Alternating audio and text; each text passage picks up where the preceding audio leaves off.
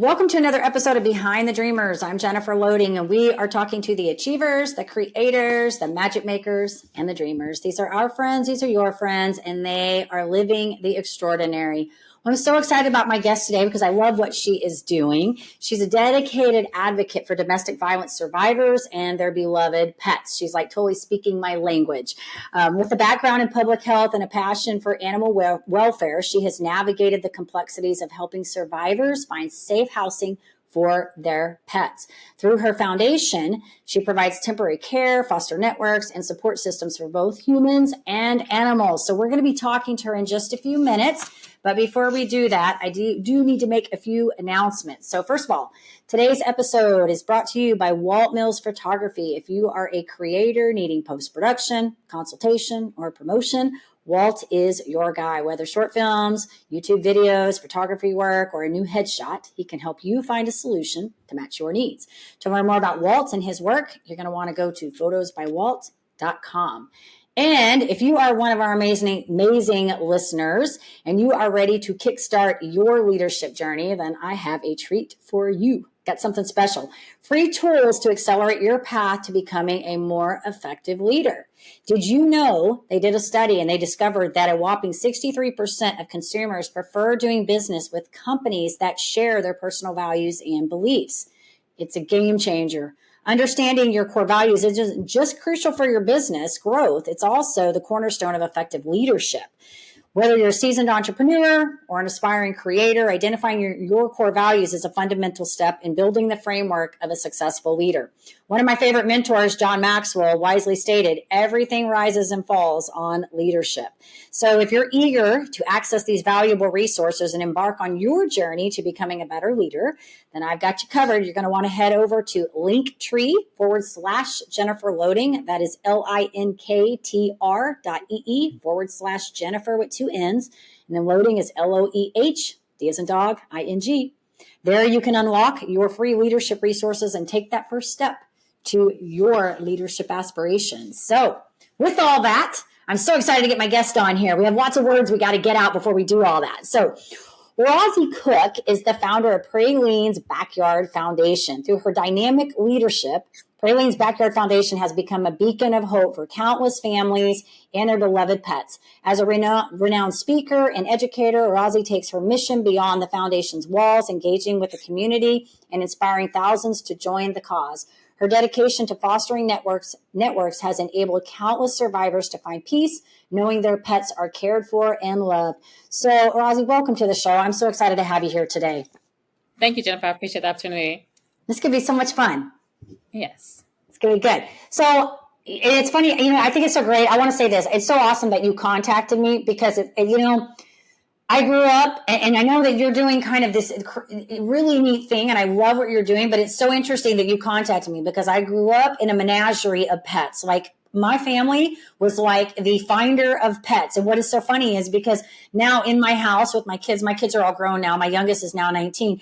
I don't know, I think about this, like we have a menagerie of pets in our house right now, and all of our pets have pretty much been pets that we have rescued from different organizations. And so I think it's so like befitting that you have contacted me, because when I told some of my friends this, they were like, oh my gosh, like she was meant to contact you.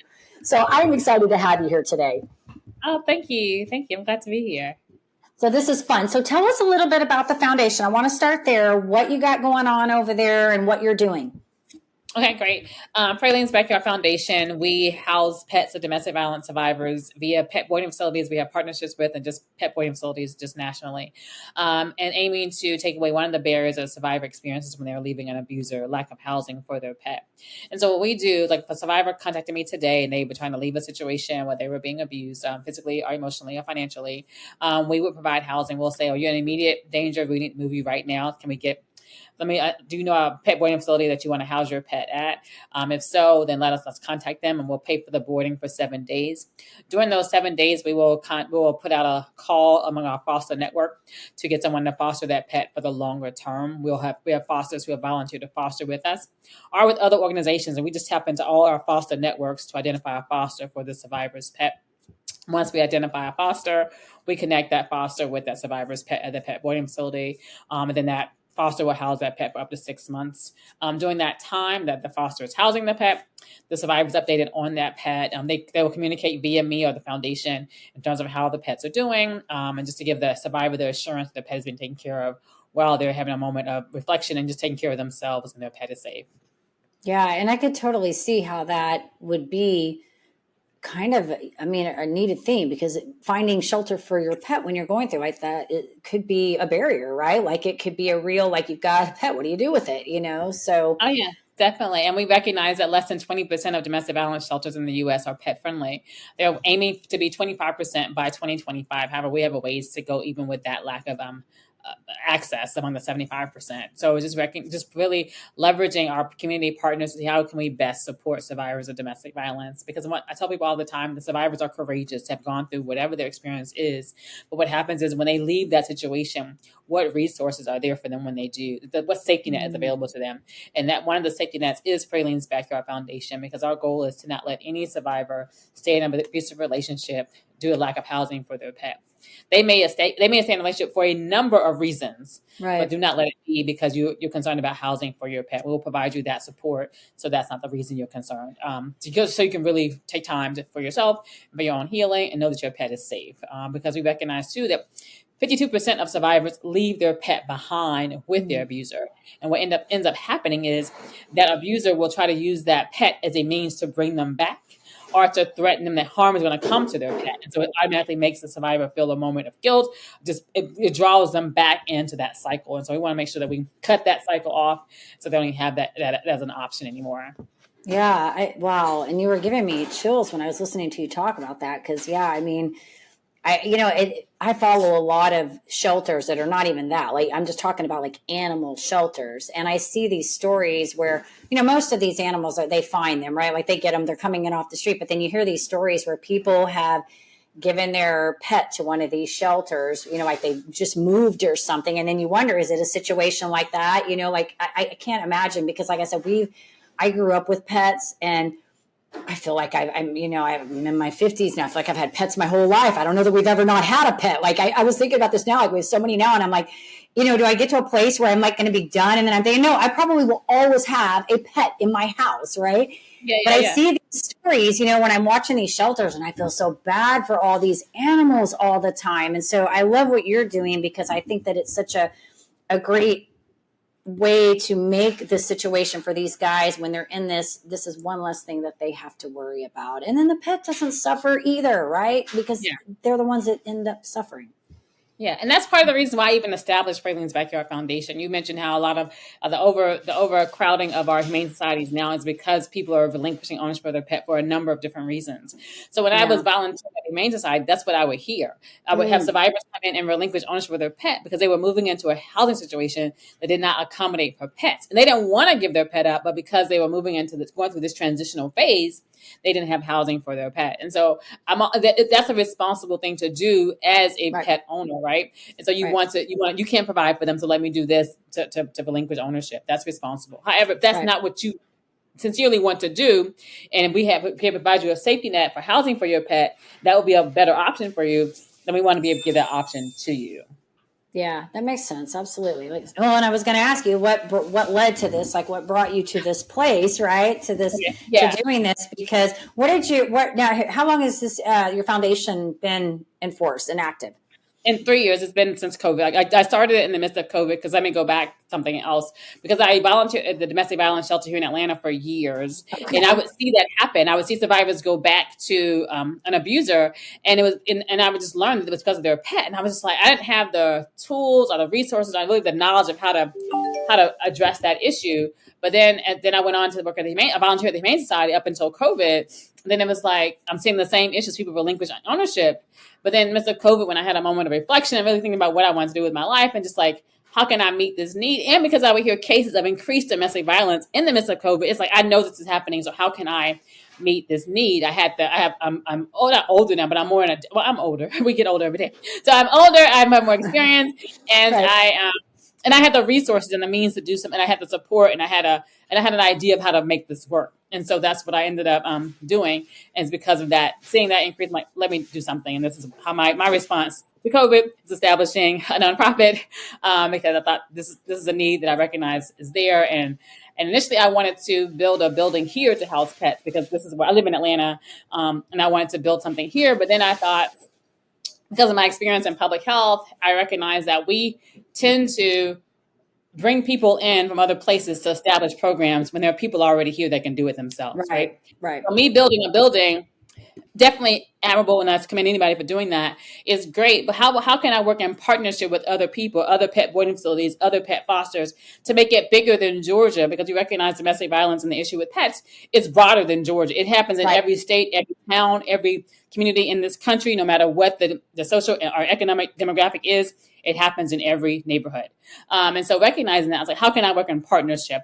And that'll make the message of Praline's Backyard Foundation get even bigger by working in partnership with other organizations, because other pet boarding facilities, they already know how to handle pets, right? Right. So how can I work in partnership with them to house a survivor's pet? And we have pet fosters everywhere. Like you mentioned how your family has rescued pets all your life, right? So there are people and families out there that love to rescue pets, that love to foster pets, and people love to be able to meet someone in their moment of need and helping us survive in their moment of need. And you can provide housing to their pet and provide love and comfort and security to a survivor who's really struggling with making that adjustment, because and most oftentimes a survivor still loves the abuse. Just because she left doesn't mean she stopped loving that person the moment she left. She's having he or she is having a lot of emotional turmoil with that. So how can we support them best to do that? Yeah, I like it. My sister does some. I'm in Dallas area. My folks, everybody's down in Houston. They're south, but my sister does some foster stuff too. Has done some fostering before. I'm like, we don't have any room to put any more in here to do that, because I don't know if we've even put them anymore. I mean, like, I got cats and dogs and a rabbit. And we got this and that. I'm like, we can't even put them all in the same room, you know. Yeah, that's awesome. It's crazy, but I tell you, but I think people that like pets, and I love that. Now, you said you worked in shelters and stuff. Did you have another career before you did all this? Because you started this during COVID. So were you doing like whole another different type of thing? Well, I have a dog walking business. Okay, but also I work in public health. I've worked in public health for over 20 years, and so that's like I have a doctorate in public health. I've been doing that for a while, but I've always volunteered. Like from the moment I was in high school, my mom always gave us the initiative to give back to our community. And one thing we used to make sandwiches for the homeless and take them down on the weekends. And so when I went on to college, I worked at a helpline, and so it's just always been a part of my life of giving. But because in the midst of COVID, I didn't volunteer because I have two terminally ill parents at the time. And so it's just like, I couldn't necessarily expose them to that. So I didn't really volunteer during that time, but I could create this, and I could volunteer from my computer and just make phone calls and really connect with different people. And so that's how I started the foundation. Good for you. That's so awesome. And I know a lot of people that have started foundations, different types. Like I interviewed a young girl one day that started one, like I think her senior year of high school. She was a 3-time cancer survivor. And so she started this organization called Leah's Kids. Really neat girl. She's now in college. She's actually a first grade teacher now, but she had a type of eye cancer and she survived it. So she created this foundation to go into help families that were dealing with cancer, to provide them necessities, things that they don't get, like just, tools and things, like maybe they need toothbrushes or something like that. And then she has this whole princess thing that comes in, like they dress up as a princess and they go visit the kid and that's, the child that's dealing with the cancer and stuff. So I know I met so many amazing people that have created different types of foundations. And I know that's not an easy thing to do, especially if you've never done that, right? Like I've had people ask me before, like, what do you do to start a foundation? I'm like, I don't know. I've never done one, but I would love to know from your perspective, like maybe one of the, because I always say we do real talk here. We talk about all the things with this, but maybe one of the things that you felt like was a hurdle you had to get over to get this going. I guess a personal hurdle was because probably I wasn't so into social media. I got on Facebook like in college, like when Facebook first started, and I dabbled in it for a second, but got off of it. And so in the midst of me coming up with the foundation, people say, get on social media, tell them the story and people will donate and do all that. And so I initially did that, and I did it just as a means of just doing it because people said do it. But then people said, get a 501c3. And I thought, well, I don't know. That seems like difficult. I don't know. But then I ended up doing it, and it wasn't that bad. It was easy. Like, because I'm a researcher by nature, and obviously I love books. So it's like, I can do this. So I did it. And then I got the 501c3. people flooded me and they continue to support us, and I appreciate that. So I guess probably my own hurdle was me being the face of the foundation. Like, I'm on social media, like my face is out there like 3 or 4 times a week. And like, when I see people like post like 1,000 people that don't even know me know what my face looks like. Like, and because I live in Atlanta and I have a high presence on social media, people see me in Atlanta. When I go to dog events, people know who I am. And it's like startling to say, "Oh, you're Orazie." I'm like, "Oh, Praline's backyard." Oh, okay. So people know me. So that's probably like getting over myself is probably the biggest thing I've had to do. But knowing that I'm reaching people and raising awareness, if I can be the face of the foundation of every survivor who struggles with leaving an abuser because of their pet, then I don't mind. If my face can help someone else make a decision to better their lives and the lives of their pet, then I don't mind. And that's probably just my own issues of getting over myself to help other people. Well, and that's a common thing. And I could probably share some of that with you too, because I've, having a podcast, right? Obviously I am the face, my face is out there, right? But, it's funny because I wrestle with social media like all the time. Like, I have to be there, but I hate it at the same time. Like, I really like when I talk about this, when I do the podcast, what I love is the conversations. I love having the conversations and learning about people and sharing the stories and inspiring, but I could care less about all of the aspects of posting and getting it all. Like, I just want to like put it out there. And it's like, I was telling somebody the other day, I'm like, if I just had the person that can like whip all that up, like just let me find the people, do the interviews, engage in the conversations, record, I can do all that. I love it. But like somebody else do all that other stuff, but don't charge me a fortune to do it either, because it's a podcast. Well, you know what I mean? Exactly. Yeah. It's a podcast, and I have fun with it, and I love the conversations, but I have wrestled with that too in different aspects of, how to really put yourself out there and be the face. And you have to get over some of that. In fact, it's funny. Yesterday, I was looking at one of the clips that I put in on YouTube. I did a short from the last episode I put out. Great episode. She's a world record holder. She's a mom of 7. I was in a terrible car accident and then decided to climb mountains. And so she went on Mount Everest, and then she got this world record doing the 7-second summits. I mean, amazing. So I put this small clip, a short, about her talking about how the principal called her to report about her son. But then he was shocked because she was excited to talk to him. And the reason she was excited was not because he called about the kid, but because she wasn't supposed to be alive and that she was actually getting to have this conversation. And so I put this short up. Well, for whatever reason, I just pegged it because like people are looking at it. And so I'm kind of excited. People are actually looking at it, But the funny thing is that behind that, like, you have to take all the garbage that comes with it too. Like the dumb comments that come in, right? The negative, the hater stuff. Yeah. And I'm like, you know what? I'm like, delete. That's the part, because we don't want to be faced with all that, right? Like, we don't want to deal. We just want to do what we love to do, inspire and help people. And, you know, but it's part of it. We learn that doing what we're doing, we have to take some of those things in and trolls and all the mean people. Yeah. And like you said, be okay with saying, I really don't like being in the face, but if it helps somebody and I get to do what I love doing, then I'll sacrifice and be the face. You know what I mean? Like, I'll be out there. So definitely. Because I like people like, even with my goal has always been from the beginning, because each year in the United States, we have 10 million cases of domestic violence. Those are documented cases. We recognize that everybody is documented.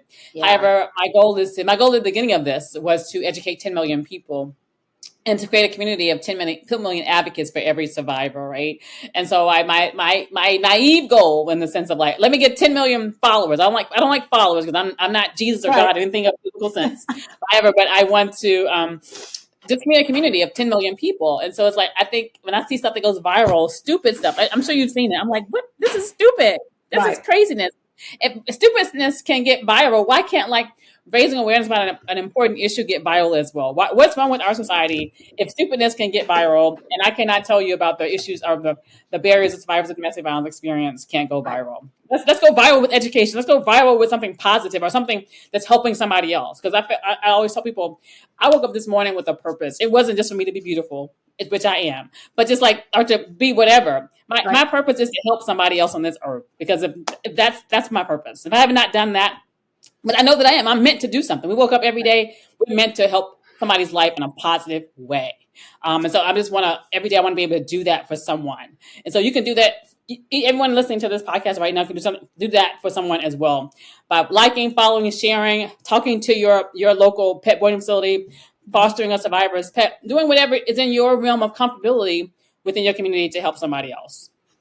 I agree. I agree. Yeah. Thank you. Yep. Yep. And it is, you have to get to a place where, yeah, you got to be okay with all of the stuff that comes with it. Right. You just do it. Yeah. So, because we love what we do. And that's the thing. I mean, I feel like, we're all trying, most of us are trying to do something that we feel is going to do some kind of good, right? And it may come in the form of what you're doing with your foundation. Mine, I try to spread positivity and show these great Yeah. stories and put things out there, and I do it through my voice and the things that I do on my show. And so we're all doing, I think, these different things, and using just different methods to get our voice and our passion and purpose and whatever it is we're trying to do out there. So Yeah. it's good Definitely. on you. Love it. I love it. Well, and the question, you answered another one of my questions. I was going to ask you, like, what's the reports? Like, how many of these domestic, violence cases are out there, and how many dogs or pets are you guys taking or like placing, within a certain time frame, like a month or so? What are y'all looking at? Okay. So on average, my dog just walked in here. Sorry. Hey, it's okay. It's okay. I got some. Yeah, it's okay. So on average, we are providing housing, boarding rather, for about 50 pets a month. Okay. And then we're supporting about 40 fosters on average. People move in and out of the fostering and pet boarding. So that's the average right now. And that's our capacity, because recently I haven't done this. I need to do this on our website to limit the pets that we can support for a person is 4, because it was getting like people have 5 or 6, and like that like every pet is about $500 for 7 days of boarding. Yeah. And that depends on where you are. From Alabama to California, the price ranges from $25 to $60 a night. And, if you ever boarded your pet, you know that the boarding facility puts all these add-ons, like take the dog for a walk, for food, because most times survivors didn't bring food with them when they dropped their pet off. And so all of those different things add on to the cost. That's what we're averaging right now. And we recognize too, just yes, about the numbers, about 1 in 3 households owns a pet, right? And so with that in mind, the amount of survivors, they're just like anybody else in the population. And so but also we get phone calls from people that we may not directly assist. Like I might get a call from a survivor today. He or she may not be ready to move to leave. However, what they're doing is investigating what's available to them when they do leave. Yeah. And so that part of that is just educating them. Like I've worked with survivors for over a couple of months before they're ready to leave. They just want to get all the pieces in place before they leave, to know that they can be able to leave and not go back. That's one of the things that happens as well. Wow. It's awesome. Awesome. Awesome. All right. So I want to ask you kind of a personal question about you, because I'm all about the journey of the entrepreneur and what we learn in this, this process. I would love to know what you've learned, I guess, maybe about yourself in doing this, because this is kind of taken, it's something different. Yeah. I don't know. I wouldn't see this in myself. Like I couldn't have told me 5 years ago that I would own my own dog walking company, be leading a nonprofit. I'm like, no, I don't want to do that much work. Like, I just wouldn't have thought that of myself. Not that I'm not capable, but just because it wasn't even an interest of mine. I had worked, like I mentioned, in public health. I have a doctorate in public health, a master's in public. I've done all these steps to work in public health, to work at the CDC. And so it's like, I've done all that, but now you want to give all that up and be a dog walker or lead a dog. And then you want to help domestic violence survivors house their pets. Like, I mean, there is public health involved in supporting domestic violence survivors, but really, you didn't get a doctorate to do that. You got a doctorate to change the world, or do this, do that, change the world. But in terms of change how policies are done around public health, and I have done that, and I'm proud of the work that I've done. But I'm at this point in my life, it's like I want to do something different, and that different is walking dogs, because there's a as you probably know, there's a level of comfort, meditation, relaxation that happens when you go outside and you walk your dog. Mm-hmm. It's just like, I'm a nature person. So I just love being outside, being in nature, and just letting my dog enjoy nature. That's therapeutic for me. Mm-hmm. And so in addition to that, I recognize that when a survivor struggles with leaving an abuser, their pet is therapeutic for them. And so my goal is for them to continue to have that therapy with the assurance that their pet is taken care of. Because what happens when a survivor goes into a shelter and they've left their pet behind with their abuser, they're not healing, because they're still mentally concerned about their pet. Right. It's just like, and that really hinders their progress. Because I can tell you, I get stories all the time. In the comments, I'll say, I wish you were available for me when I left 5 years ago, or even last year. I wish I knew things like you existed, because they didn't know, and they left their pet behind. Something bad happened, or they don't know what happened. That unknowing is really part of, it has to become part of their therapy, part of their recovery. And it's like that hinders their own growth. And so that's what I really, so I wouldn't have saw this in me. I wouldn't have saw me being an entrepreneur, leading an organization. Like, like I said, being the face of an organization on social media, people knowing what I look like. Yeah. Yeah, I wouldn't have never saw that in me.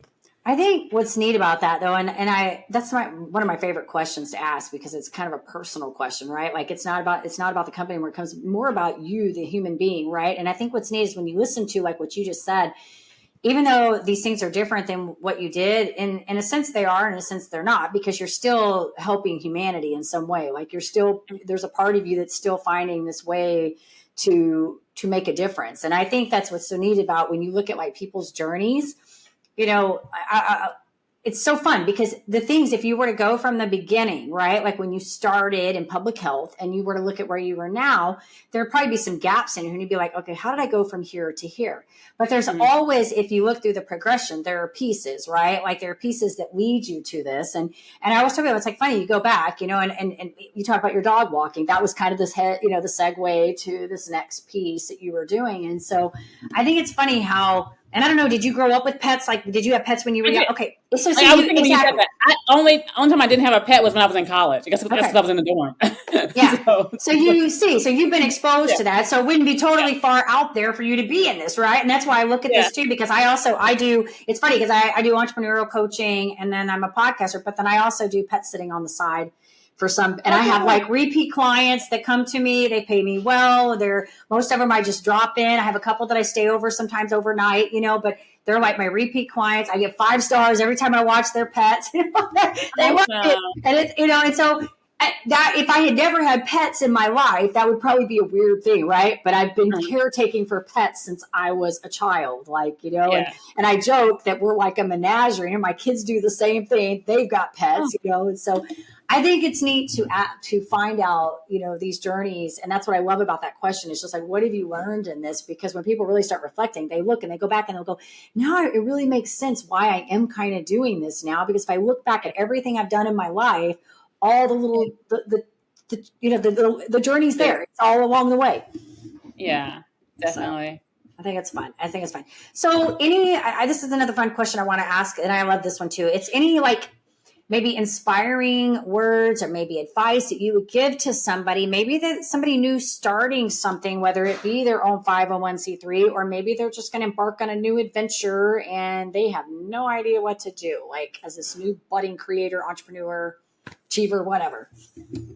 Okay, well, there's a book by Dr. Seuss that I love. It's actually, I have a number of copies. It's like my normal gift. It's All the Places You'll Go by Dr. Seuss. I love that book. It is my gift for any graduation. It's my gift. And so it was just like, all the places you'll go. Like you'll go, it may not turn out the way you think, but it'll all turn around and just like, you'll go lots of different places and it won't be all exciting all the time. Like, sometimes you'll get a bump on your head and shoes in I know the book by heart, actually, but I can't think of it in this moment.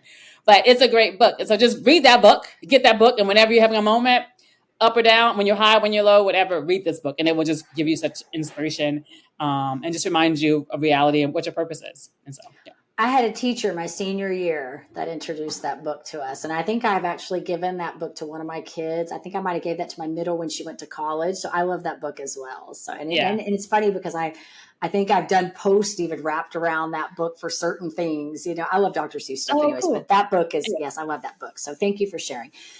So if our audience wants to get in touch with you, maybe we have somebody out there that hears this and they know somebody or they're in that position, or maybe they just want to find out what you're doing and a little bit more about your organization. Where would you like us to send them? Definitely. Go to Praline's Backyard Foundation.org. Praline, Pralines, Backyard Foundation.org. On that page, you can learn about all the things. You can learn about if you're a survivor and you need assistance housing your pet, there's a link that says for survivors. If you are a pet foster, you want to be a foster, you go to where it says a map of our coverage area. On that page, it lists to become a foster. If you are a pet boarding facility or work at a pet boarding facility and you think your pet boarding facility would like to be one of our partners in terms of housing a survivor's pet for free, discounted, or just being a location that I can call on when I need a survivor's pet, reach out to us and fill out that post that link that says partner with us as a pet boarding facility. If you want to donate, there's a button on there that says donate. But everyone that's listening to this, do me a huge, huge favor. Take you like 5 seconds. Go on your phone right now. Go to Instagram, TikTok, Threads, YouTube. What is it? Facebook, Instagram, all of them, all the social medias. Praline_backyard. Follow, like, and share. So definitely every follow helps us raise awareness. Think about if you follow one of your friends will follow, and we can just spread a little, make it go. Because we want to reach 10 million people. We're at about 50 now, 50,000, excuse me. So definitely we want to reach 1 million. I would love to, 10 million. But if we can just double it because of all of you, I would greatly appreciate it. We want to raise awareness. We want to get 10 million people in our community to represent the 10 million people who experience domestic violence in this country each year. So awesome. Well, good for you. I love it. So keep doing what you're Jennifer. doing. It's good stuff. So thank you for being on the show. Thank you for sharing with us and telling us a little bit about your journey and what you're doing. And it'd be fun to see, how this keeps kind of growing for you and the awareness that you're bringing out there to the world. So thank you so much. Yep. All right. Of course, we do want to say to our listeners, if you enjoy the show, do all those things she said. Go check her stuff out, but do the same over here. Go check us out on Apple. Give us a review over there. Hit that subscribe button on YouTube so we can keep sharing all these great stories. And as I always say to you, in order to live the extraordinary, you must start, and every start begins with a decision. You guys take care. Be safe. Be kind to one another. We will see you next time.